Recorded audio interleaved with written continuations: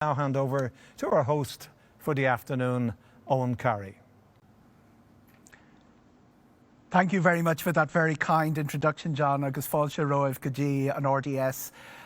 We have three panellists here for talking about an industry that has appropriately for the RDS effectively fallen off a horse in the last year. I know Dalton was a good show jumper. Don't think he ever fell off a horse, but he didn't compete here. Ruth has had 2 encounters with horses and is terrified of them. But her daughter, Claire Fisher, is an international show jumper. And as for Pat, I think your last encounter was a Ginnet on Ross's Point Beach when you were young. I'm going to start with you, Pat. We're going to do 3 things over the next 42 minutes or so. First of all, we're going to take stock of where the industry is and what, the mess we're in and the best way out of it. Second of all, what shape is the reopening going to be taking for the hotel, inbound tourism and the aviation industry? And third, back to the brief for the afternoon. The next 9 years, Vision 2030, it's going to be a very different industry. That much we know. We know very little, but we do know it'll be different. And we will be able to talk through what those differences would be. Pat, I've heard you say many times, some people the glass is half full, sometimes the glass is half empty. Yours is always 3/4 full. You effectively did something remarkable. You founded Dalata in the middle of a crisis. I think 2007 you founded it. Correct. September 2007, exactly 2 years later, the world came to an end, the global financial recession. By 2010, Dalata were the biggest hotel group in Ireland. That was a huge achievement. 44 hotels, 32 of them in Ireland. You used the phrase fleet of foot in the crisis. And is that what you, as a hotelier, as the leader of our biggest hotel group, have been doing over the last 14 months? So essentially, what companies need to look at is, first of all, their position today and how they've got there. And the second thing, I suppose, is it's a time for reflection.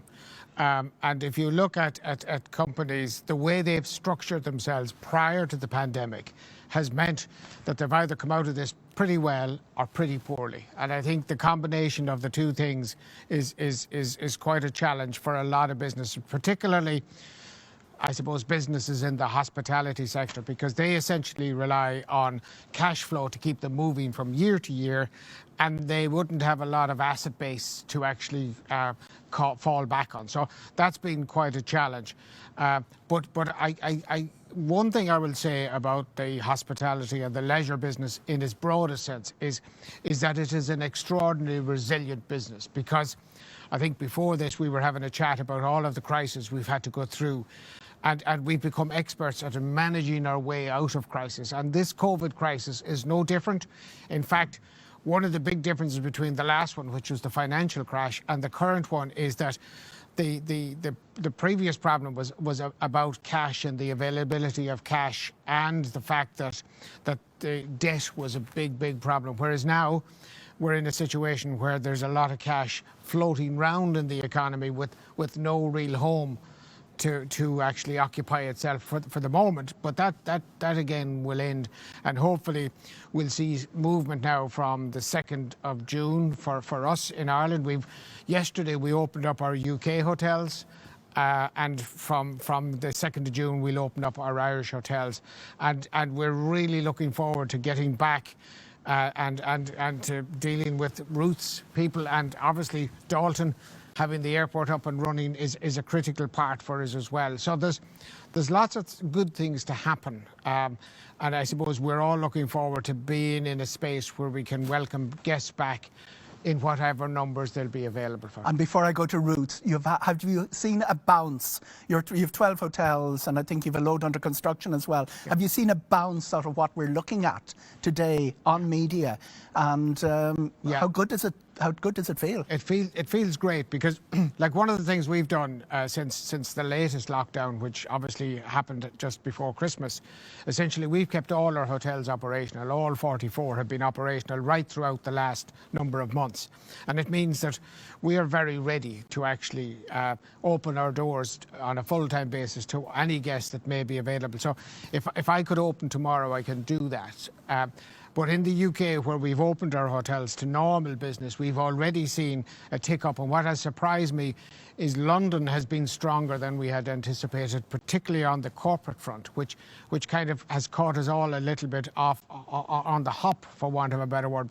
But as well as that, what we're seeing in regional UK, because it is a domestic market anyway, has started to move very quickly. And even our team were at Manchester Airport yesterday, and seeing the increased number of flights and the increased number of activity is very encouraging. So I'd be very optimistic about a very quick recovery from once we get, I suppose, the markets opened, when people can travel relatively freely.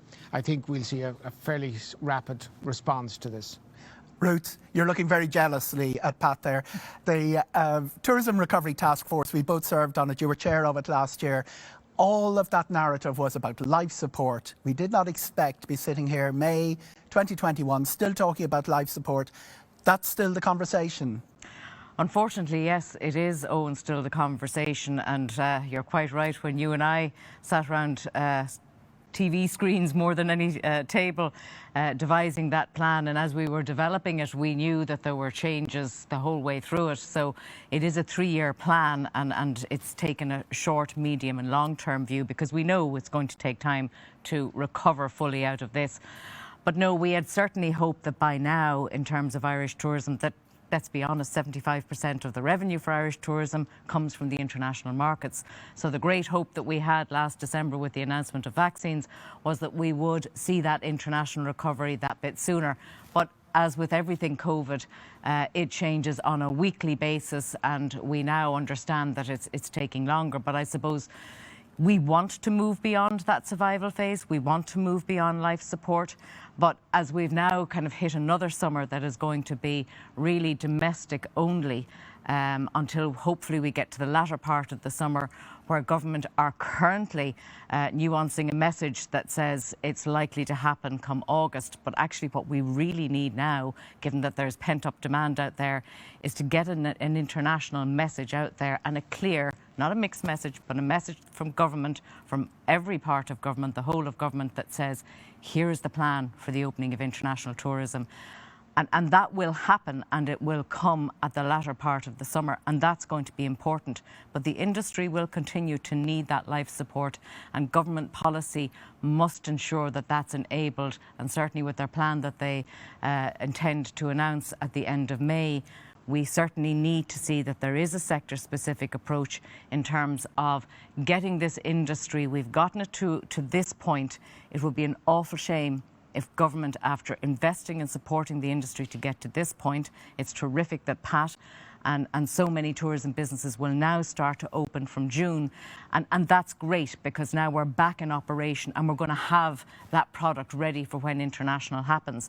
But we're not really going to see real recovery until 2022. So it's vitally important that government policy recognises that and continues to support us. But first and foremost, we need a plan for reopening. I mean, Pat just talked there about the UK and how its plan, you know, they've hit all of the milestones. They're back in business, how quickly the bounce has been. We need that plan too. We need indicative dates that we can actually give people that lead-in time that's going to be required, and no more than Dalton will, I'm sure, explain. You know, you just don't turn back on the aviation sector at a week's notice. And it's great that this time, even with the hotel sector opening on June the 2nd, they've known that now for the last, and will have had a 4-week lead-in, and that's hugely important. But the lead-in time for booking of international travel, so for ITOA members, AIPCO members who are involved in international business tourism, they need to be able to plan with some degree of certainty. They need to be able to respond to their customers' constant ask of when can we come back to Dublin. And here we are sitting in a studio and it's terrific. Here we are with everybody vaccinated. We are getting there now in terms of our rollout on vaccines, and that is hugely commendable, and it's wonderful to see that happen. And it is happening now at pace. We need a plan that keeps, you know, to that pace of vaccine recovery, and that we can invite vaccinated people back into the island of Ireland. Listening to you there, your chief executive of the inbound tour operators, a date is going to be very important because of that lead-in. You're also a special advisor to visitor attractions. Right. They're effectively clear to open now, but are there problems along the way there? Well, there are, because it's terrific that they have been able to open. Outdoor visitor attractions were able to open from April the 26th, which was hugely important, and very important that people had somewhere to go and families had somewhere to have fun.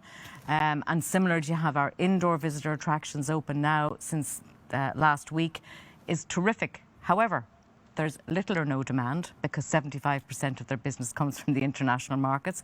And secondly, you know, the restrictions are still very restrictive. You can't do things like guided tours. Guided tours are the lifeblood of delivering the experience, and actually a terrific additional layer of safety that we move people and actually make sure that the customers' flow continues.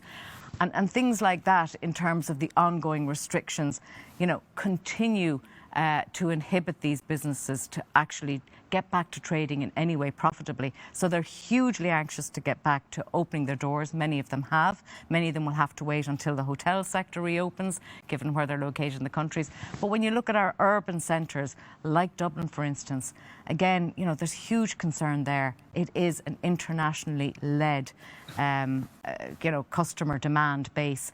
And without being able to have events in Dublin to drive even domestic business into it, you know, it's going to be another difficult summer for all of the businesses in those urban areas, and particularly the visitor attractions. I'm going to come back to that topic of different speeds for different sectors and different speeds for different parts of the country. That Dublin, west of Ireland thing we saw last year. But I want to bring Dalton in.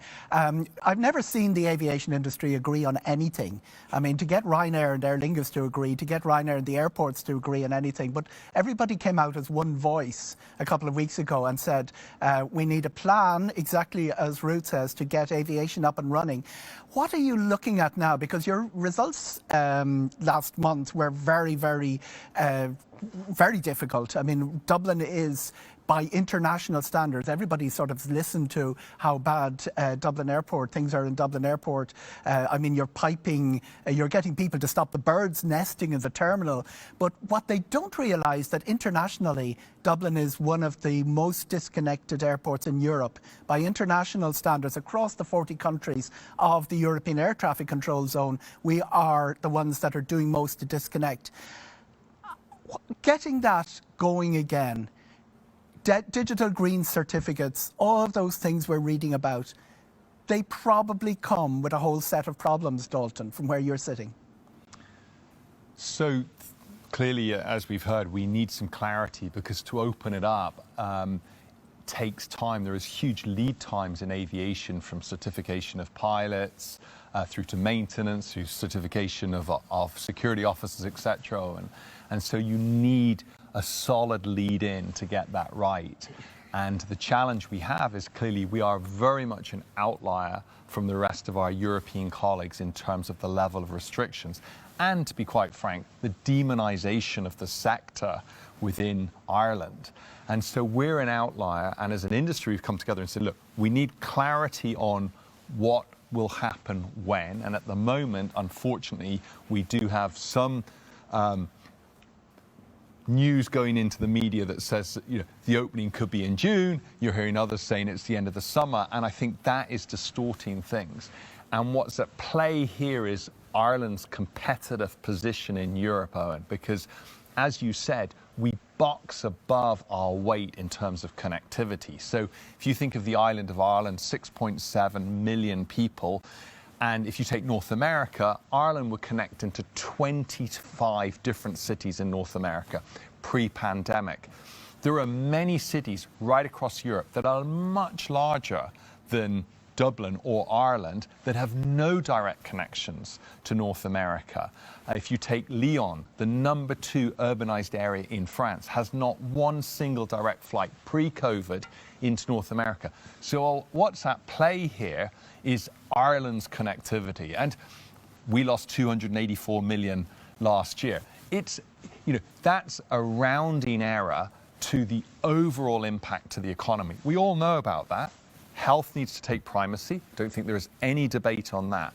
But there does need to be a debate on how restrictive we should be versus the rest of Europe. And that's what's at play, and therefore clarity so that when we can open, we're ready for that. So what we need is something that aligns with what's coming out of Brussels. Is that it? So if you take the digital green cert, which is the sort of the next key milestone on June the 26th, we need to be at the table, leaning in, ensuring that we can implement the digital green cert harmoniously with the rest of our European counterparts to ensure that there is consistency of approach. And clearly, we can't be left behind there. But it moves on from that. It's back to the traffic light system, which was introduced way back in October last year, disbanded very quickly, and we need that again up and running. And that gives clarity to airlines, it gives clarity to travellers about when and how they can travel into the country. Because at the moment, we're very much an outlier. As I said, health needs to take primacy, Eoghan, but we are a total outlier to the rest of our European colleagues. Now, the narrative that you've mentioned is very negative towards travel. There's a reason for that. The cases went through the roof in January. Everybody said the one-way solution is to shut down international travel. That's effectively what you've done. I think you've 24 flights out of departures in Dublin today. It would be 300 at this time of the year. But we are where we are. So getting that changed and getting the airport back up and running again, what shape is that going to take, and what do you need to happen to avoid the sort of scenes we saw from other European airports as travel was suddenly let go and people came out of the traps to try and get aboard aircraft? You're absolutely right, Eoghan. I mean, it's a complex ecosystem. And there's a number of different, there's 20,000 people who work at the airport, from the airport to the airlines to the ground handlers, etc. And so we all need to work in unison together, and that will work best when there's clarity from the government. So if you take the digital green cert, for example, that'll be a digital passport. You'll come into Dublin Airport or into Cork or Shannon or wherever, but actually we need to all be working in unison, because will that digital green cert be accepted at our electronic security gates or not? So will people be able to pass through quickly, or will we have long queues like we've seen in Heathrow, 6-7 hours, which Ruth will tell us is awful for the perception of Ireland as an inbound nation. So that all needs to work together, and at the moment there isn't clarity on what's happening when. And that's why, as you said, the airline sector, the aviation sector came together. We're cats and dogs at times, but we all came together. We were very clear on a 12-point plan, which we gave to government, and that's what we're saying. We need to get on this.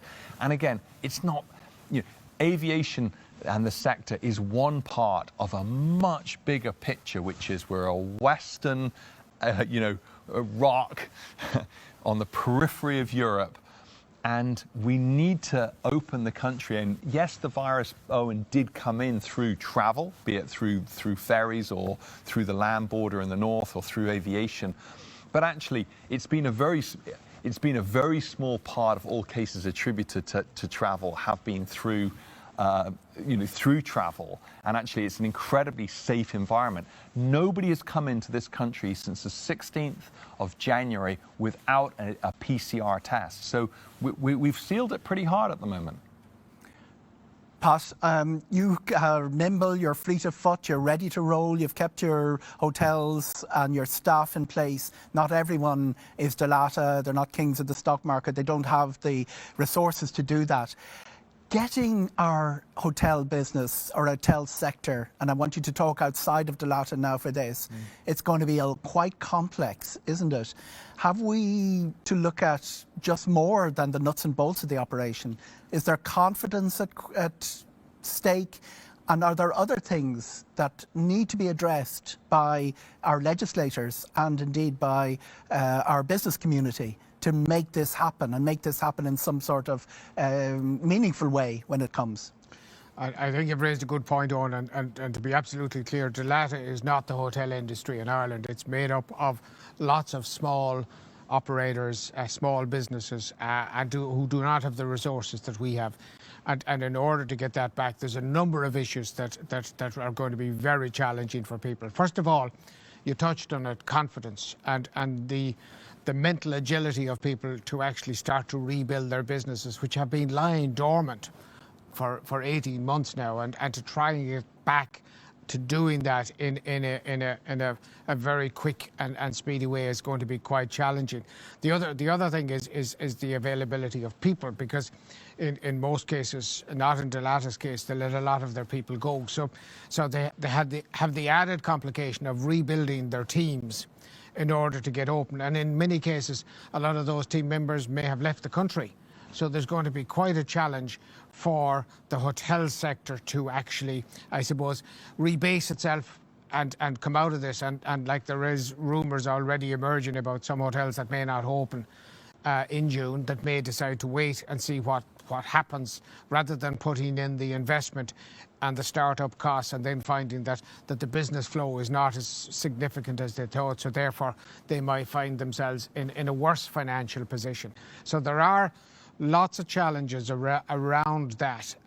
But I suppose, like, one of the things that the industry has to do is to start to look after itself, because if it's dependent on a government agency or a government body, it simply is going to be too slow, and it won't happen. So I'm a great believer in doing things for yourself and making sure that you put things in place that allows you to get open and Dalton touched on it, in a very safe and effective manner, because that's the key to it. Because what we don't want to find happening is that we've opened up and then suddenly we have problems and part of it or whatever has to shut down again. That nobody wants that. So I do think that, and when you look at the hospitality sector in Ireland, and it's a very broad sector, and I think there are hundreds of companies that are dependent on the hospitality sector. If you take people like K-Med Beds down in Kildare, supplying beds, Northern Feather in Westport making duvets and pillows, Tierney's providing IT services, all of those companies are virtually totally dependent on the hospitality sector.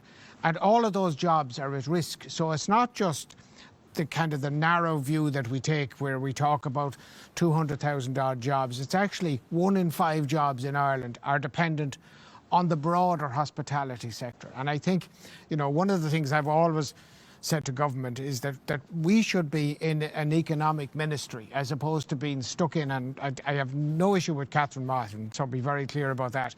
But the fact is we're stuck in with a whole pile of other things. We'll stick it wherever it kind of looks that it might fit. Whereas my view is that it's such an important element. And the other thing that if you look at the hospitality business, it brings business to regional Ireland. So it is the best spreader of regional economic activity that you could find anywhere. And I think that's conveniently forgotten about. And ironically now, of course, is that our country brethren are saying, that they're going to do very well this year, whereas I've sat around the Hotel Federation table for many years and everybody complains about Dublin getting everything. Well, Dublin is not going to get everything today, so there's a little bit of poetic justice coming around that. So we'll be looking at our country brethren to kind of give us a hand in Dublin now. And by the way, I have lots of hotels in regional Ireland that will help my Dublin hotels. But I just think for future, what we need is a very strong economic policy around tourism and hospitality and what it actually contributes to Ireland. And I think that has been ignored for years. And it's my ambition, before I shake off this mortal coil, as they say, to actually have a minister for tourism as an economic minister. We have 8 different categories, I think, to Catherine Martin's portfolio as we stand. It must be said that we have 2 Wicklow people, a Sligo man and a Kildare man here. So they cue the joke about Dublin stopping winning the All-Ireland, which we won't use. But what I will put back at Pat is Dublin's hotels are the big demand drivers are events. And in the RDS, we've lost the horse show the last week. events need to come back for Dublin hotels to work. You can't have one without the other. Is that?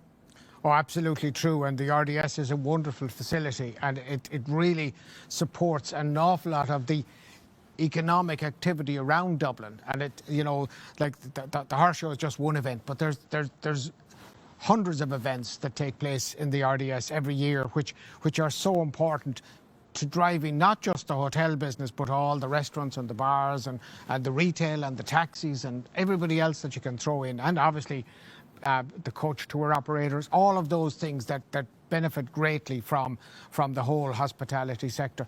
So Dublin, I suppose, is driven by international travel, and it's the domestic part of it is driven by events in Dublin. So whether they're obviously events here at the RDS, or they're sporting or concerts or whatever it is, and without those, Dublin doesn't function. And then on top of that, of course, we have the added complication where, because our airport, as Dalton eloquently spelt it out, essentially without that being opened and without international travel, and like I know from a lot of my corporate companies that they have a desperate need to get their people in to do business in Ireland, and it's the misunderstanding of what kind of business they do.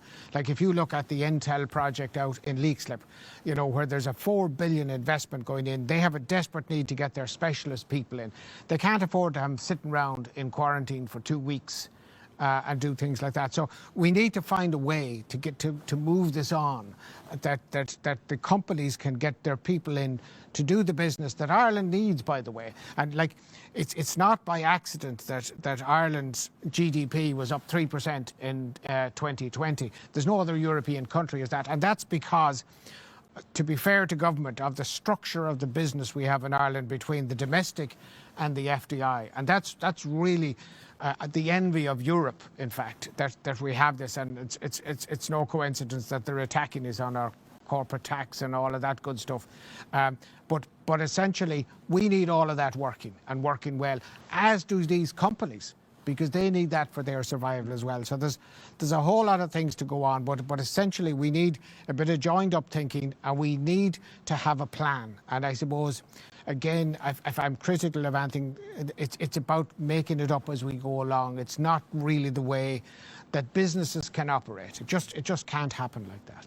You're absolutely right. One of the big misunderstood about corporate travel is that it's individual coming in. It's a lot of hunting in groups, isn't it? FDI business comes in groups of 60, 70 engineers, people overseeing that Intel project. Ruth, is the demand there for Ireland's inbound tourism? Are you seeing signs that people want to come?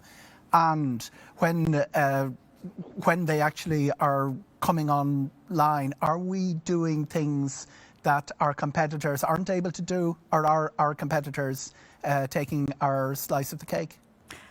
Well, right now, our competitors are certainly first movers, because we, in terms of inbound international travel, have really very little to convey to the overseas pent-up demand that we are seeing daily. I mean, daily, the inbound tour operators are trying to keep the pilot light on for Ireland. They're out there virtually every other day trying to encourage their partners in the overseas markets, their customers, to continue to think about Ireland. Tourism Ireland does a terrific job in that respect. But, you know, you're doing this with your two hands tied behind your back when you have no plan and no indicative dates to say to these customers, yes, you can come.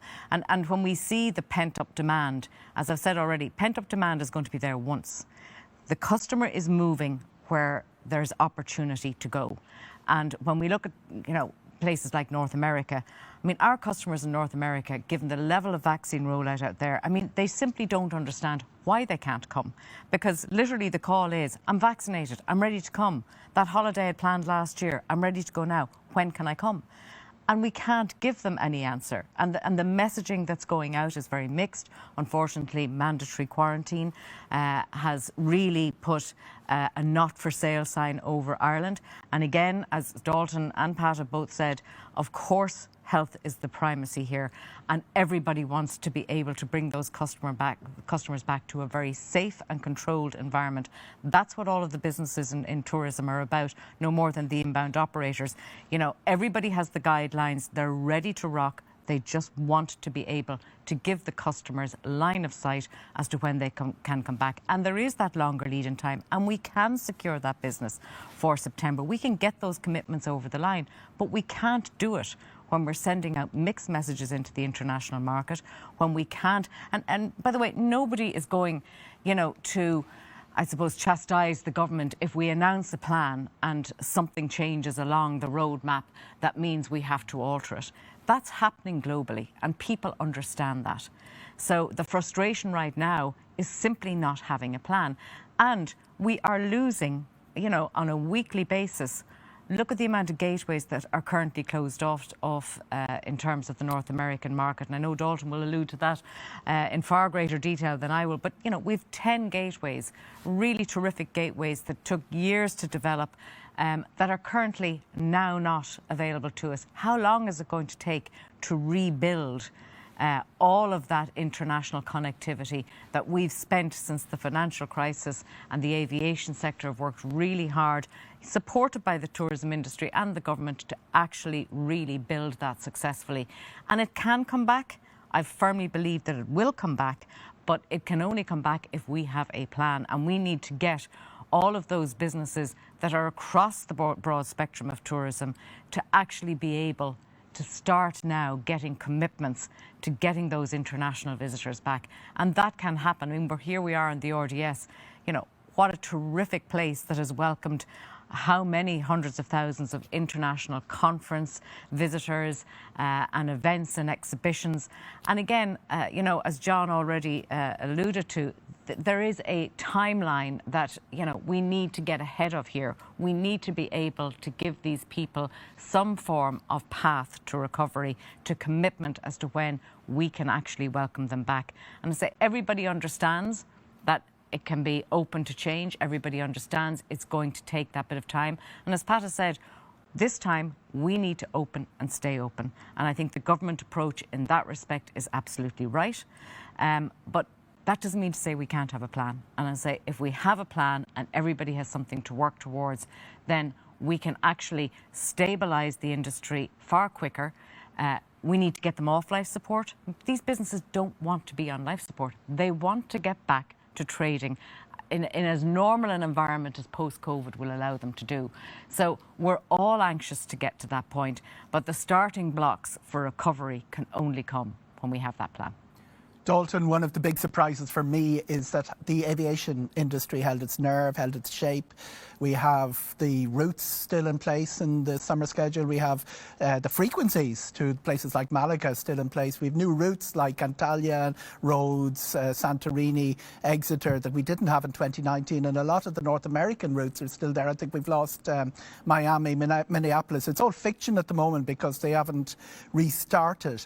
But when the restart comes, are you facing the crisis, that level of crisis that Pat alluded to, getting your new COVID environment up and running where you're dealing with larger numbers of passengers coming through, getting your staff back? You've Cork's runway closing down in September.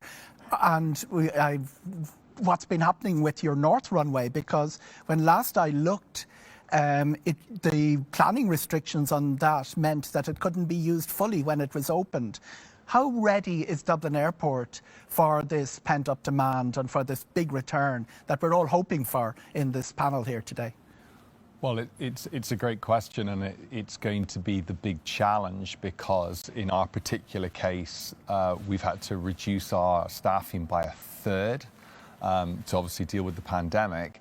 And so when that demand does come back, we're going to be operating in a very different way because we've had to significantly change structures and how people go about their work. So there's a lot of business readiness going on at the moment, and I don't think the travelling public will forgive us if we're not ready. So we absolutely feel the responsibility. At the same time, it's going to be a very different passenger journey, and Most people watching this today can probably in their sleep navigate their way through Dublin or Cork or Shannon, because for those that travel a lot, we know how to work it out. But actually the new travel experience is going to be totally different. We're all going to have to learn to travel differently, because the check-in process is going to be different, the security is different because of social distancing, etc. And for example, in Ireland, we're saying that there has to be a 2-metre gap between us in terms of spacing. But we know that, for example, in France or Denmark, it's 1 metre, and yet government guidance here is 2 metres. So we're going to have to watch all of that, because very quickly you run out of space. In fact, in the terminals, capacity is reduced by 70%. So it's going to be a different experience, and we're all going to have to be ready to operate differently. And so that's where a lot of the focus is going on. You're quite right in terms of infrastructure. We need to be ready for that as well. And we're sort of doing 2 different things at the same time. So in Cork, we're bringing forward investment that we were going to spend next year and the year after in terms of reconstructing that runway, which hasn't had any major investment done on it in decades. We'll actually close Cork for 10 weeks from September the 14th this year.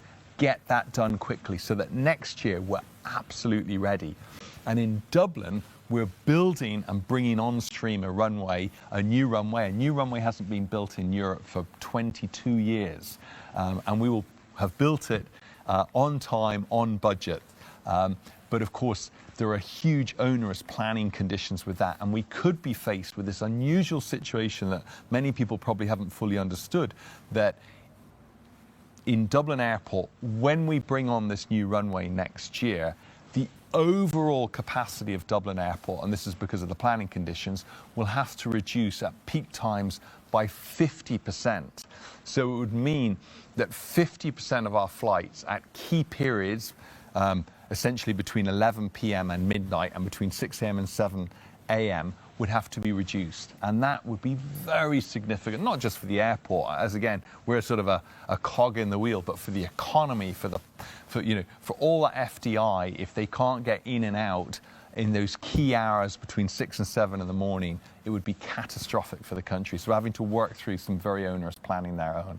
I'm just working out 2 metres, a full Ryanair flight, that's 378 metres of a queue.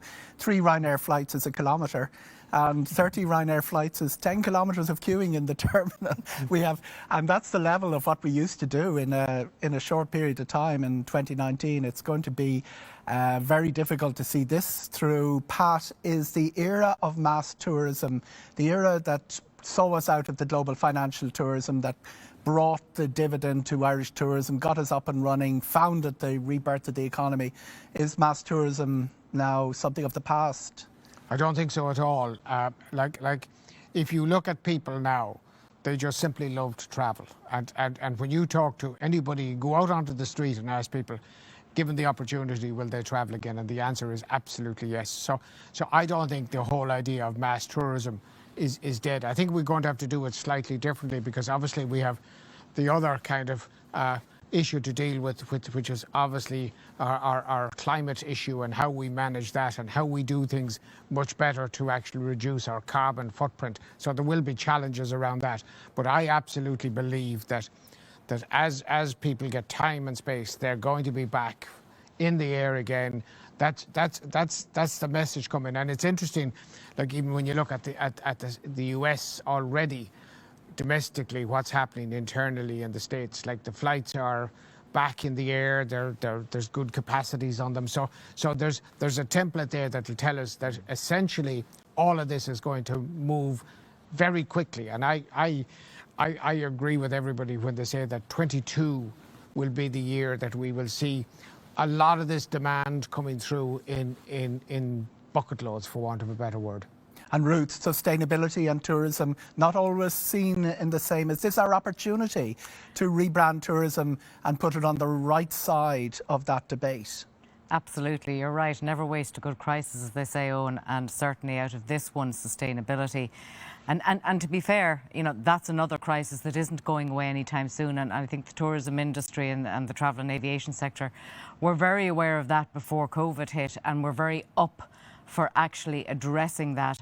And there's lots of opportunity now in terms of coming out of COVID to address that whole area of sustainability. As you know, as being part of the TRT, it was one of the key pillars and themes that we sought to address, and in terms of getting a plan in place for the Irish tourism and hospitality industry over that 3-year period. It certainly formed part of the ITIC plan as well, with the 29 recommendations that were in there.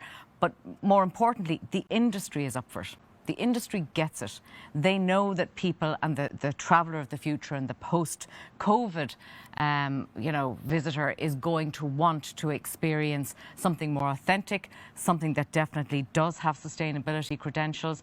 We have the Climate Action Bill now, but it's important that we put policies in place that bring the industry and that allow the industry to actually become sustainable, because there are terrific advantages both from a cost base as much as, making sure that we are offering something that doesn't go back necessarily to that mass tourism that people talked about. And to be honest, I don't think Ireland actually ever really got there. We did get to a point maybe on a very short number of days in any given peak season where there were pinch points.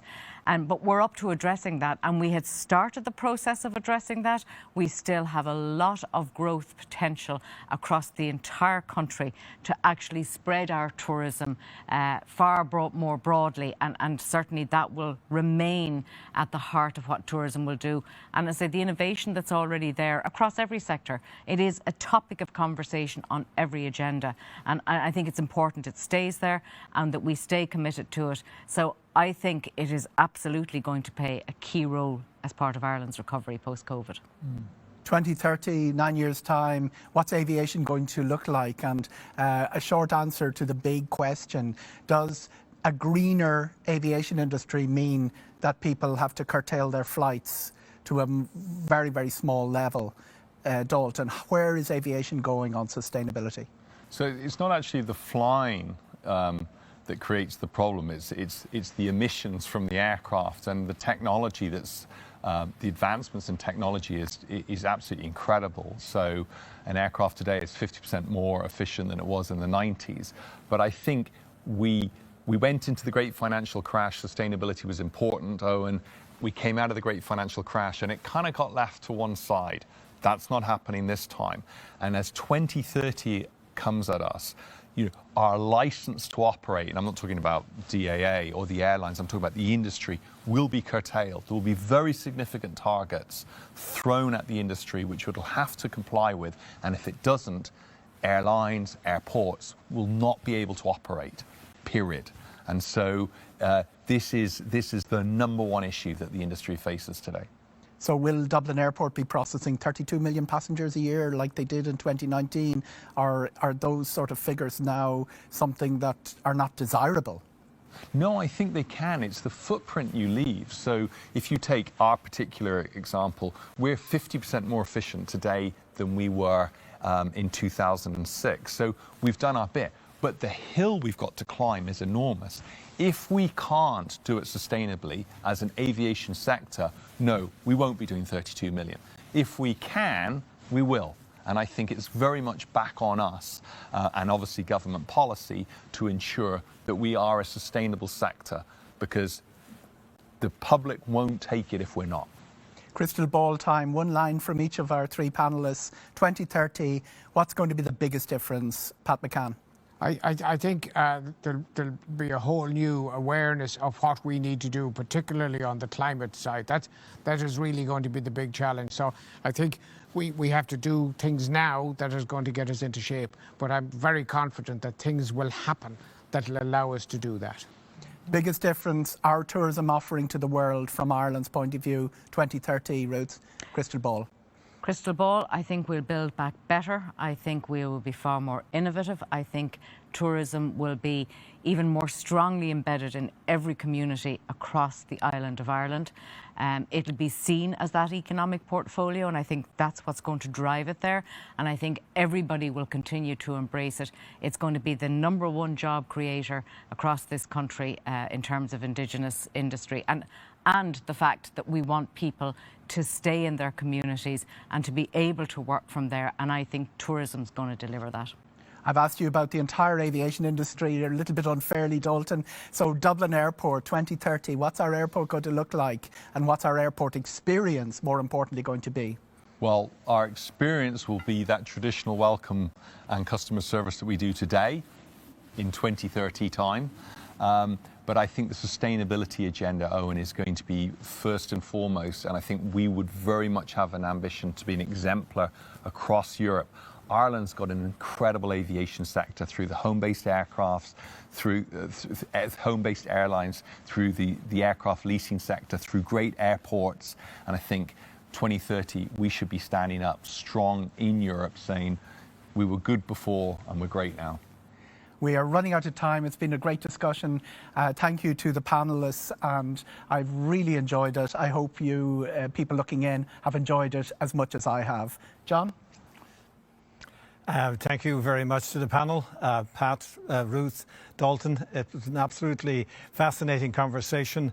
Some very solid advice to government, and the online audience, I hope they really bought in, I think, to the messages you were pushing out. Thank you very much to Eoghan for an excellent job on hosting the discussion.